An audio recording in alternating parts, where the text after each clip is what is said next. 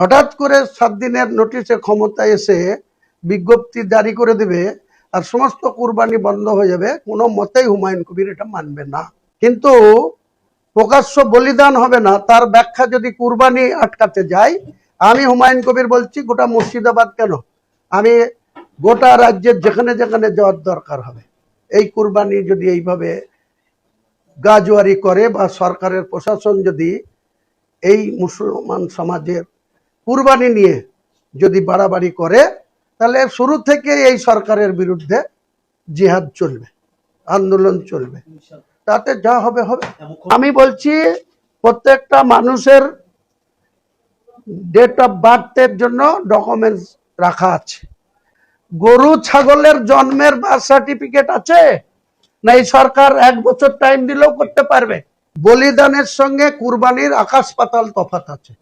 বলিদান আমরা দেখেছি বর্ধমানের জামালপুর বলে একটা জায়গা আছে, সেখানে বাবাস্থান, সেখানে প্রকাশ্য মোষ বলি হয়, ছাগল বলি হয়, ভেড়া বলি হয়, সেগুলোকে বলে প্রকাশ্য বলিদান। সেক্ষেত্রে তিনারা কি রেস্ট্রিকশন নেবে, তাদের কি কন্ট্রোল করবে? কিন্তু কুরবানি শুধু বাংলায় নয়, গোটা কুরবানি গোটা বিশ্বের মুসলমানরা কুরবানিতে কুরবানি করে। এখানে সরকার এসে কুরবানি কি গুজরাটে বন্ধ আছে? কুরবানি কি বিহারে বন্ধ আছে? ইউপিতে বন্ধ আছে? কোনোদিন থাকতে পারে না, হতেই পারে না। আমিও ব্যক্তিগতভাবে মুসলিমদের কাছে আবেদন রাখছি, আপনারা আপনাদের ঠিকঠাক করে মানে পুরো ঘেরা জায়গায় আগে থেকে আপনারা পারচেজ করে নেন, আপনাদের সংরক্ষিত জায়গায় নিজের জায়গায় রাখুন এবং কুরবানির দিনে ভদ্রতা রেখে আপনারা এই কুরবানি করবেন। রাজ্য সরকারের প্রশাসনের উপর যদি কোনো অসুবিধা হয়, আমরা রাজ্য সরকারের প্রশাসনের সঙ্গেও কথা বলবো, সর্বোচ্চ প্রশাসনিক যিনি মুখ্যমন্ত্রী তেনার সাথেও কথা বলবো, চিফ সেক্রেটারি, হোম সেক্রেটারির সঙ্গে কথা বলবো। পাশাপাশি এটাও বলছি, এক শ্রেণীর তৃণমূলের মুসলিম যারা এখনো ভাবছেন মমতা ব্যানার্জি সরকারে আছে, এখনো যারা ভাবছেন যে আবার মমতা ব্যানার্জি ঘুরে দাঁড়াবে, তৃণমূলের সেই সমস্ত মুসলমান কর্মীদের, নেতাদের সাবধান করে দিয়ে বলছি, আপনারা ভুলে যান ওসব কথা। আর যদি আপনারা বাড়াবাড়ি করেন, কুরবানি যদি ওপেন করেন, আমি হুমায়ুন কবির প্রশাসন যে ব্যবস্থা আপনাদের বিরুদ্ধে নেবে, আমি কিন্তু প্রশাসনকেই তখন বলে দেব, যারা আমাদের সরকারের নির্দেশ মানবে না, যারা আমাদের কথা ভরসা করবে না, এখনো যারা মনে করছে যে তৃণমূলের সরকারটা আছে, আমরা গুন্ডাগিরি করেছি, আবার গুন্ডাগিরি করব, আবার আমরা যা খুশি তাই করব, আবার আমরা তোলাবাজিতে যোগ দেব। আর কিছু পুলিশের আধিকারিক তো এখন থেকে শুরু করেছে যে আমাদের কোথায় কি ব্যবস্থা নেবে। তো একটা কালকে দেখেছেন আপনারা যে 3 জন IPS কে কিভাবে সাসপেন্ড হতে হয়েছে। ওই যে আগেই নাম করলাম, তিনি রিটায়ার হয়ে গিয়েছিলেন, তাকে আবার 3 বছরের এক্সটেনশন দিয়ে তাকে একটা ডিসি পদে বসিয়ে দেওয়া হয়েছিল। তো তাদের সমস্ত লোকের চাকরি গিয়েছে, সবাইকে গ্যারেজ হতে হয়েছে, সবাইকে তাদের নিজের নিজের বাড়িতে যেতে হয়েছে।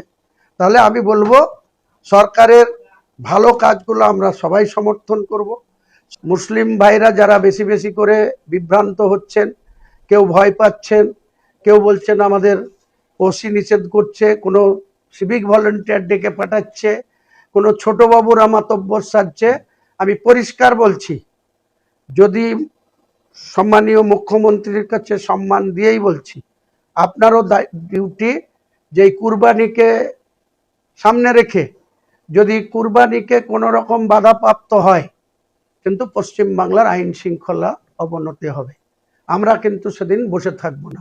দিলীপ বাবু সম্মানীয় পানি সম্পদ বিকাশ উন্নয়ন মন্ত্রী এবং পঞ্চায়েত মন্ত্রী, তিনাকে আগে বলুন যে গরুর কথা বলছে সেই গরুর জনগণনা করুক, গোটা পশ্চিমবাংলায় কত গরু আছে, সে কত তার বয়স হয়েছে, কার কবে জন্ম, তার বার্থ সার্টিফিকেট ইস্যু করুক, তারপরে তো বয়সের কথা আসবে।